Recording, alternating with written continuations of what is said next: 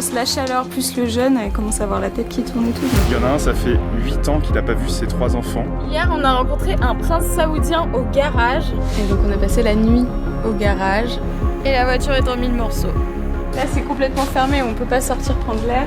Un nouveau bruit est apparu sur la voiture. Évidemment. Mais ensuite, il a fallu chercher les pièces. Et là...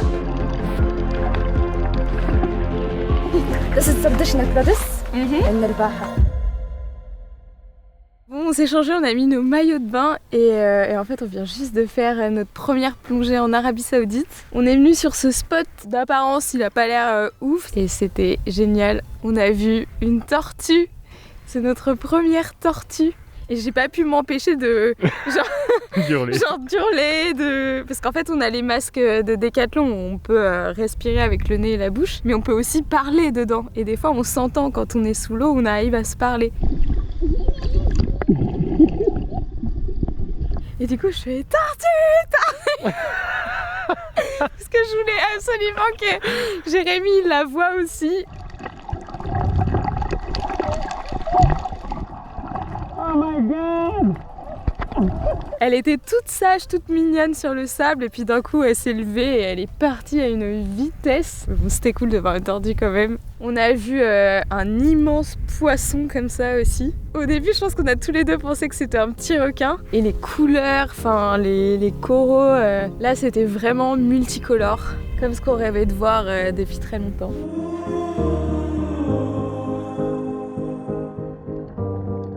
Avant de partir, lorsque l'on s'imaginait l'Arabie, les paysages dunaires vertigineux et envoûtants recouvraient nos pensées. On se voyait frappé par un soleil impitoyable jusqu'à la prochaine tempête poussiéreuse des grands déserts. On a vu encore plein de poissons perroquets de plein de couleurs différentes. Des petits, des grands, des... Bref, c'était trop bien.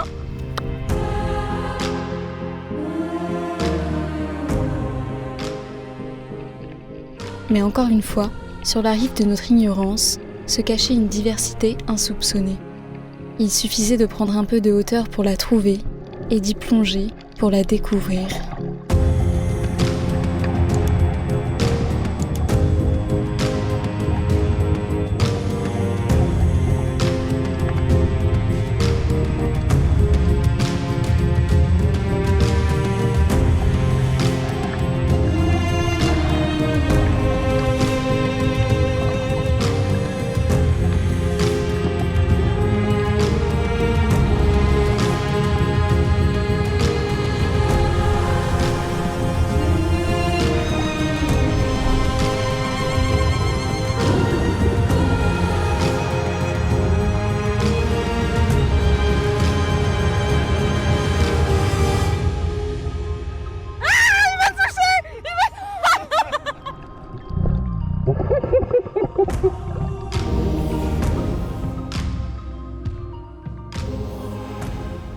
Après notre passage magique dans les fonds marins de la mer Rouge, nous revoilà dans ces paysages dunaires. Ici, dans un contraste saisissant, les vagues de sable épousent l'obscurité des roches volcaniques.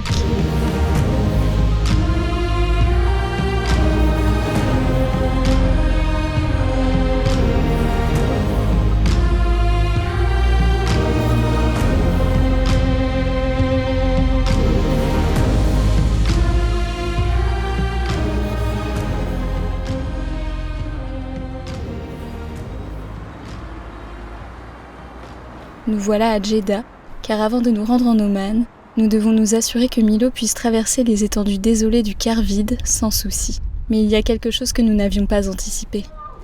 Rapidement, nous découvrons les grands changements qui opèrent dans un pays musulman pendant le mois du Ramadan. On est au début du Ramadan et on vient d'aller dans une boutique d'appareils photo. Il nous a expliqué que la plupart des magasins, au lieu d'ouvrir à 10h du mat, ils ouvraient à 1h voire 2h de l'après-midi. Ils fermaient à 5h pour manger. Et ensuite, il reprenait le travail à 21h et il travaillait jusqu'à 23h, voire minuit. C'est un peu contraignant ces horaires, mais bon, c'est pas grave, on va se débrouiller. Là, typiquement, le garage où on avait prévu d'aller, il commence à travailler à 9h du soir et il s'arrête de travailler à 1h30 du matin. Et donc, on a passé la nuit au garage. C'est un bon garage qui nous a été recommandé par plusieurs amis voyageurs. C'est des Philippéens, ils sont trop sympas. Et ils sont très très soignés aussi, on trouve, dans leur façon de travailler. Ils nous ont autorisé à dormir dans le garage. Et maintenant, on est enfermés dans le garage jusqu'à 17h ce soir, le moment où ils reviennent. Donc c'est assez particulier comme horaire. Et depuis quelques mois, on a un cliquetis quand le moteur il est en route. Au niveau de la butée d'embrayage, on a une fuite au carter d'huile depuis le début du voyage. Et on a déjà vu plein de garagistes qui nous ont dit que c'est une toute petite fuite et donc c'était pas forcément utile de réparer ça. En fait, il y a plein d'huile qui est rentrée dans le système d'embrayage. Dès que t'as une fuite ou au moindre truc, encore une fois, faut réparer tout de suite. C'est un gros boulot, enfin là il n'y a plus rien sous la voiture, hein. Ils ont tout démonté, l'arbre de transmission et puis après crémaillère de direction, les roues, les disques. Il est 2h du mat. C'est le ramadan. Et la voiture est en 1000 morceaux. Et là on voit l'intérieur. Et donc en Arabie Saoudite, on aura quand même passé un petit peu de temps au garage et à chaque fois, dans les garages, c'est des Indiens, des Bangladais. Il n'y a jamais de Saoudiens, même les patrons des garages, ce n'est pas des Saoudiens. Les Saoudiens ne travaillent pas dans tout ce qui est mécanique, tâches ménagères, restauration. Et donc un salaire minimum saoudien, ce n'est pas un salaire minimum d'un expatrié. Les mécaniciens qui s'en sortent bien, ils sont plutôt aux alentours de 600, 800 euros. Et un Saoudien, un salaire minimum, ça c'est le double, voire le triple de ça. Et ils font pas de l'argent que pour eux, c'est aussi pour leur famille. C'est-à-dire qu'il y en a beaucoup qui vivent tout seuls ici, toute l'année. Et puis quand tu discutes avec eux, ils font des grands sourires. Ils sont pas habitués à ce que les clients discutent. Et d'ailleurs, on voit quand les clients sont là, ils parlent avec soit le chef d'équipe, soit avec le grand patron. Et ils nous disent, voilà, on préférait être chez nous, mais que ça soit le Sri Lanka, les Philippines, ils nous expliquent que les situations politiques, économiques font qu'ils viennent en Arabie Saoudite, qui leur propose un meilleur salaire. Après la suite du programme, on va tracer dans les montagnes et ensuite on prend la route direction Oman. Normalement, on devrait voir des animaux qu'on n'a encore jamais vus depuis le début du voyage et on a trop hâte de les voir.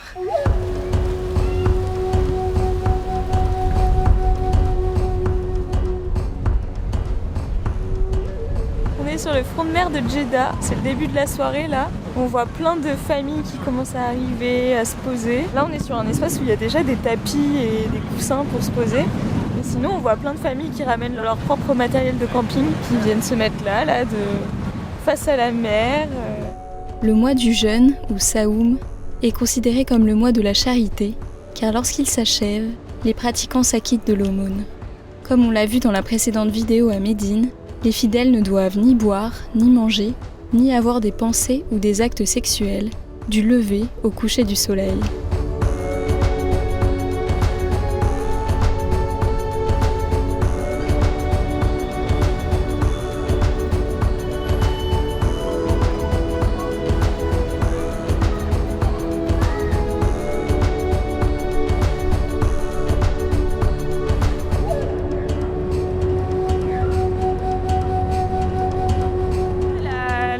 Il est en train de se remplir de plein de familles. Le soleil vient juste de se coucher. Après, ils vont pouvoir rompre le jeûne vu que c'est le ramadan. Et il y a tout le monde qui nous regarde. Je déteste ça. Après un an et demi de vlog, elle a encore... La rupture du jeûne s'appelle l'iftar.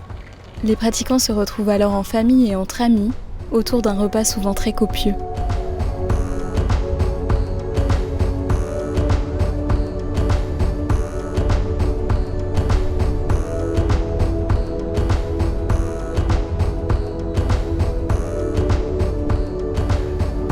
كريم كل سنة وانتم طيبين. احنا من الكورنيش في جدة.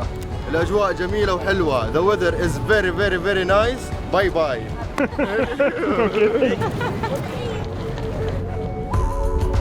L'une des dernières nuits de cette période est considérée par les musulmans comme la plus sainte de l'année, car c'est au cours de celle-ci qu'auraient été révélés les premiers versets du Coran au prophète Mohammed par l'archange Gabriel. Prier tout au long de cette nuit serait alors autant récompensé que de prier durant 1000 mois.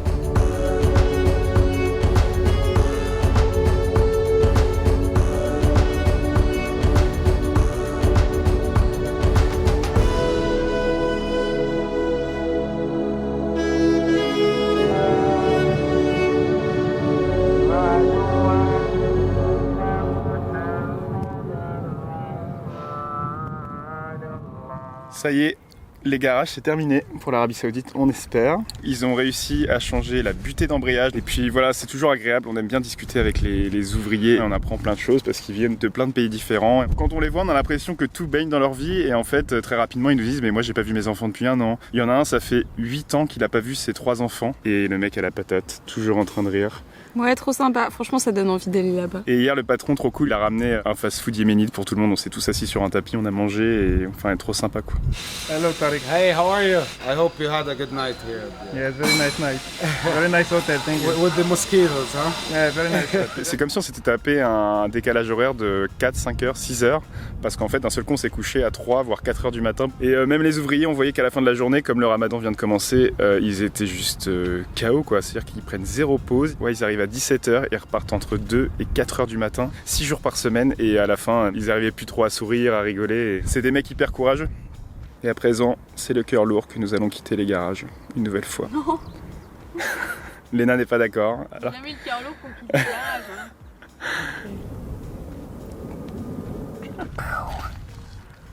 On a fait des petits stickers parce qu'il y a plusieurs voyageurs qui ont écrit le nom de leur réseau sur leur voiture et du coup ça leur permet d'avoir des conversations trop cool avec des locaux en fait qui prennent ton YouTube ou ton Instagram et qui disent ah bah je vous ai vu sur la route, venez chez moi ou si vous avez besoin d'aide je peux vous présenter mon pays, posez-moi des questions et du coup c'est trop cool, ça permettrait d'avoir encore plus d'échanges avec les locaux.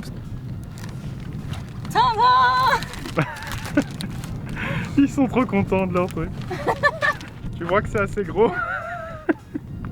Et donc il a travaillé à peu près 20 heures sur notre voiture et nous il nous demandait de payer presque 600 €. Donc après on a pu négocier, il a baissé son prix à 1500 rials, donc ça fait à peu près 375 €. Quand tu es dans les pays arabes, ils vont souvent te proposer un prix énorme, ils essayent, si ça passe tant mieux. Et sinon ils sont toujours, quasiment toujours ouverts à la négociation. Avant on n'osait pas trop et maintenant on fait des sacrées économies en négociant et en l'espace de 30 secondes tu as économisé du coup 250 €.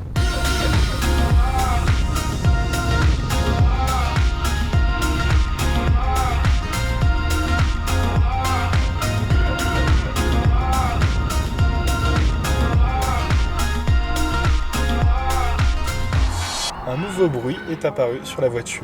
Évidemment, Et comme ça à nous- chaque fois qu'on sort du garage. Dis-nous dans les commentaires si toi aussi, quand tu voyages, à chaque fois que tu sors du garage, t'as un problème et tu dois y retourner. Nous, ça a été systématiquement. Donc voilà, on était à 2h40, voire 3 heures de route. Le garage ouvre à 17h, il est 12h30, donc on va se diriger tranquillement. On a des timings à respecter au niveau des saisons Ouais. pour pas être trop embêté. Déjà, ça va être assez chaud. C'est pas grave, faut rester positif. Moi, j'arrive pas là. Ce qui est important, c'est qu'on arrive jusqu'au garage. C'est ça le plus important. On vient de se rendre compte qu'aujourd'hui, on est vendredi, tout est fermé, donc on pourra pas aller au garage. Il faut attendre demain soir, donc c'est le ramadan. Évidemment, il faut que ça tombe le jour où c'est fermé, hein, sinon c'est pas drôle. Ils ont cru que le bruit venait du différentiel, donc ils nous ont changé l'huile. On est reparti faire un tour. Et ça n'a rien changé au bruit. Et ils ont démonté les roues, ils ont démonté ça. Donc déjà ils ont vu que cette pièce-là, elle était grippée. Et le bruit que ça fait, c'est le bruit qu'on a quand on roule. Et ensuite ils ont ouvert tout le différentiel qui est là. Ils ont checké tous les roulements et il a dit il faut qu'on change les roulements. Mais ensuite il a fallu chercher les pièces. Et là, trop compliqué. Le chef d'équipe du garage, il a passé toute la matinée hier et tout le reste de la journée jusqu'au soir pour essayer de trouver nos roulements. Et en fait, il a trouvé une partie qui correspond pas aux références de notre voiture, mais qui était de même diamètre, mais par contre pas de même hauteur. Après, il a dû aller dans un atelier pour limer les pièces, en faire un truc un peu sur mesure. On espère que ça va marcher. Il a tout remonté hier. Et donc le problème, c'est cette pièce-là qu'on n'a pas trouvée encore, et il va falloir faire une commande, et ça va nous prendre 2-3 jours d'attente. Donc il nous a dit qu'en attendant, il allait tout remonter pour nous permettre de quitter un peu le garage pendant 3 jours, prendre l'air. Donc bah c'est cool, hein. Encore une fois un garage qui nous laisse dormir à l'intérieur. La plupart pendant le ramadan ils fonctionnent de nuit. Et là à 2 portes à côté, il y en a un qui démarre à 8-9 heures le matin. Ça nous réveille quoi. Et la douche ça se passe dans les toilettes. Avec la petite douchette des toilettes. C'est ça la van life. Là, c'est complètement fermé, on peut pas sortir prendre l'air. On commence à avoir nos petites habitudes. Il y a un restaurant de nourriture yéménite juste à côté. Puis voilà, on va là-bas, ça nous permet de penser à autre chose pendant quelques minutes. أغيب وأدل الطائف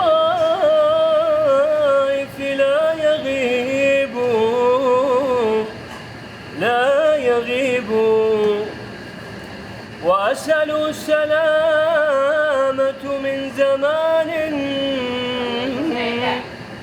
بليت به نوائبه تشيب.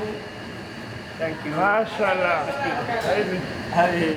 Incroyable. Ah, il est heureux. C'est attaché. On s'est attaché à la nourriture yéménite et aux serveurs ici, ils sont trop sympas. Tu sais pourquoi on les connaît dans ce restaurant? Parce que ça fait 4 jours qu'on est au garage. Ça a l'air bon ça. Ils nous ont changé tous les roulements du différentiel, les moyeux de roue avant et les roulements de roue avant. Pour l'instant, tout roule. On croise les doigts pour que ça tienne jusqu'à Oman. Et maintenant, on s'est dit, on avance. Quoi qu'il arrive, on avance. On fait pas demi-tour à Jeddah parce qu'on a passé trop de temps dans cette ville et ça nous sort par les yeux maintenant. On ne peut plus y retourner. Ouais, ça a duré 2 semaines en tout. Mis tout à bout, on en a eu pour 1000 € de réparation. Hier, on a rencontré un prince saoudien au garage. En fait, son oncle, c'est le roi Abdallah, donc le roi du royaume d'Arabie Saoudite. Il était avec tout un groupe d'amis et parmi ses amis, il y en a un qui nous a passé les clés d'une chambre dans la ville économique du roi Abdallah, au nord de Jeddah. Il a dit qu'on pouvait rester autant de temps qu'on voulait, etc. Et en fait, on avait peur de pas réussir à rentrer dans la ville parce que la voiture elle est dégueu. Du coup, on s'est dit, on va mettre des lunettes de soleil pour avoir l'air un petit peu plus riche, tu vois, riche. Ouais, comme ça. Saoudien. Là, on a Et l'air plus franchement, riche. c'est passé nickel, on est dans la ville là. Mais sache une chose, ce n'est pas hyper incroyable de croiser un prince saoudien parce qu'a priori il y en a 15 000, c'est ça. Petite chambre, il a dit. Oh ouais, le kiff. Oh, il y a une cuisine et tout. Et ça tombait vraiment bien parce qu'on commençait à être fatigué de dormir dans le garage. Et maintenant, petit à petit, on essaye de se remettre de ce décalage horaire. Et puis après, ça va le faire.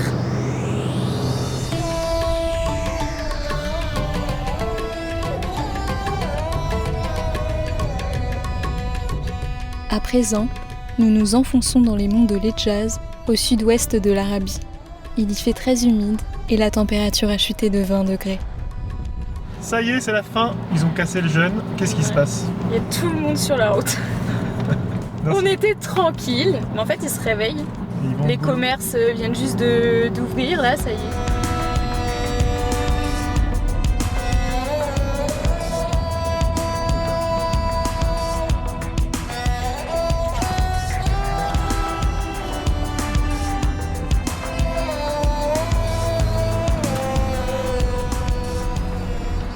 Sur la route, en fait, je m'étais trompée de sortie au rond-point. Et il y a une voiture qui était juste derrière moi et je me suis dit ah, je suis pas la seule à m'être trompée de sortie parce que c'était une voie sans issue. Et en fait, c'était 2 femmes. Elles ont vu les autocollants de la chaîne YouTube sur la voiture et elles nous ont dit ah bah si vous voulez, on a une ferme, vous pouvez venir photographier. En tout cas, elles étaient trop contentes de nous voir. Elles nous ont fait des grands coucou. Quand on leur a dit qu'on venait de France, elles nous ont applaudi même. Voilà, trop mignonne.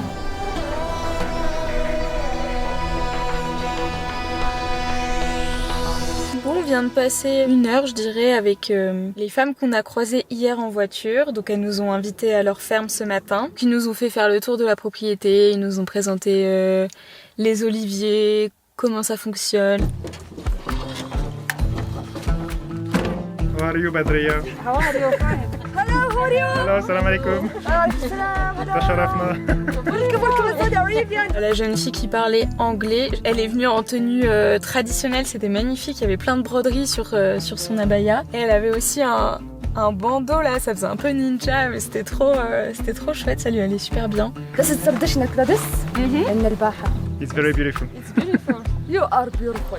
Okay. I will take a picture. How many trees you have here? 2000. Alfé. Yes. Oh, ما شاء الله عليك. You know Arabic.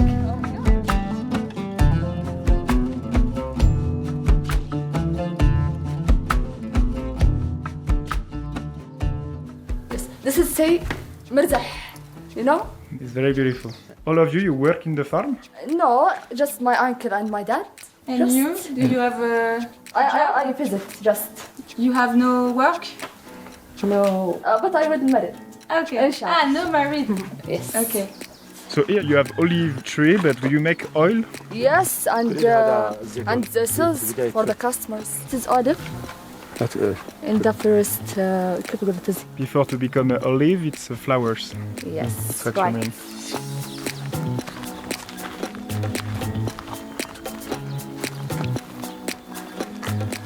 How many liters of oil you make every year? Maybe 3,000. How are you, Badria? 53. كيف حالك? كيف حالي؟ اوكي فاين ثانك يو. Il y avait que une personne qui parlait un peu anglais et c'était pas un anglais très très fluide, donc ça suffisait amplement pour nous expliquer un petit peu le fonctionnement de la ferme. Mais dès qu'on voulait poser des questions un petit peu plus précises sur l'Arabie Saoudite, on voulait par exemple lui poser la question des rencontres entre les hommes et les femmes, et enfin c'était trop compliqué pour elle de répondre. Are you a big family? No, maybe 14. There is a new vision for Saudi. You Yes. heard about from Mohammed bin Salman. Yes. Yes? So what do you think about what's happening now? يعني إن شاء الله نطلع على تطورات أكثر، وفي عصر الأمير محمد بن سلمان الازدهار إن شاء الله دائما وأبدا، وإن شاء الله يعني إنه يصير في تطور أكثر وأكثر، ونشكر يعني على هذه التطورات على وقفته مع المرأة وتطور المملكة العربية السعودية بشكل عام. Thank you for محمد بن سلمان. I love Okay. it. Are you going to drive also the car? I am now? Yeah? I don't drive the cars. But my cousin Yeah? can drive. My sister Yes, and my yes, we saw. Yes, She followed us yesterday. yes. You are happy to drive? Yes. كيف حالك؟ الحمد لله كويس مية مية. You are fasting? كويس. No. And you? Yes, yes. So you sleep late? Yes, for sure. Today you wake up at 6 p.m. 6 p.m. Yes, me. But all my family wakes in 1 a.m. p.m. So you sleep a lot? in the afternoon. Yes, for sure. Because I am fasting. Ah, you are tired. Yes. What time you go to sleep? All the time sleeping. I don't have any job. I don't have any work. And how do you take the olive in the tree? Do you have a machine? No, hand. Hand? How many times you can take the olive in the tree? Just one ear, one more. And you do it alone? You? Another, Wow, with another people. person, another. Ah. Another. Like people from Philippines, India. Yeah, and How many people? maybe 2, 3, 4, 1 month. 1 month, lot of work. Yes, والله. Et sur la fin, on a écourté la visite parce qu'on voyait que les trois femmes, elles commençaient à chercher des coins d'ombre, s'accroupir sous les arbres. On va y aller, il fait super chaud là, je pense, pour elle. Elles arrêtent pas de s'asseoir sous les arbres, chercher des petits coins d'ombre. Je pense que la chaleur plus le jeûne, elle commence à avoir la tête qui tourne et tout, donc on va y aller. Et à la fin, ils nous ont même offert une bouteille d'huile d'olive. Ils nous ont offert des citrons qu'on a cueillis ensemble dans le jardin, etc. Tiens, viens, on sort.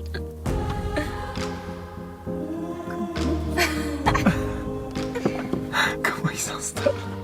Oil for Wow, Thank you. shukran. Very nice. I'm a bit good. Thank you very much. This for oil for my car. Thank you very much. Thank you. Thank you very much. Thank you for visit. Thank you very much. Have a good day. Good luck. Go in the cold. Thank you, Badria. Thank you so much. Et là maintenant, donc on les a quittés et on reprend la route vers un village traditionnel perché dans les montagnes. Et puis ensuite, on va continuer. On a encore une grande route qui nous attend pour rejoindre Oman. On a hâte d'y être. Hier soir, on a discuté avec une famille de voyageurs françaises qui revient d'Oman et eux aussi ils nous ont dit que c'était une destination vraiment incroyable. Donc on a vraiment trop hâte maintenant. On va bien profiter des singes là. Parce qu'il y en a vraiment partout. Et puis après, on va partir. À bientôt.